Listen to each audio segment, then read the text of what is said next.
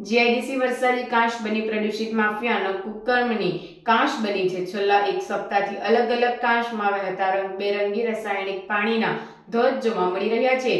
જીઆઈડીસીમાં overhead pipeline કાર્યરત તો વરસાદી કાંસમાં કેમ નિકાલ થઈ રહ્યો છે?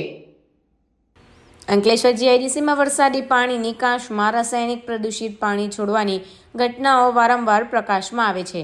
છેલ્લા એક સપ્તાહથી રોજ અલગ અલગ સ્થાને વરસાદી કાંસમાં વિવિધ રંગના રાસાયણિક પાણી વહેતા હોવાના વિડીયો સોશિયલ મીડિયામાં સામે આવી રહ્યા છે.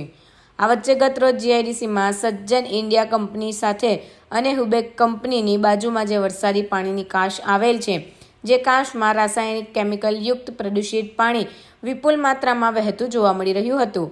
ફૂલ ફોર્સમાં આવતા પ્રદૂષિત પાણી પર જાગૃત નાગરિકની નજર પડતા તેઓ દ્વારા જીપીસીબીના પ્રાદેશિક અધિકારી વિજયકુમાર રાખોલિયાને જાણ કરતા મોનિટરિંગ ટીમ સ્થળ પર દોડી આવ્યા હતા.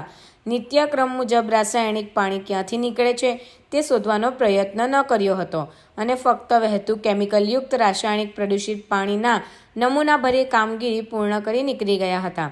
પાણી કઈ દિશામાંથી આવ્યું તે અંગે તપાસ સુદ્ધાની દરકાર લીધી ન હતી.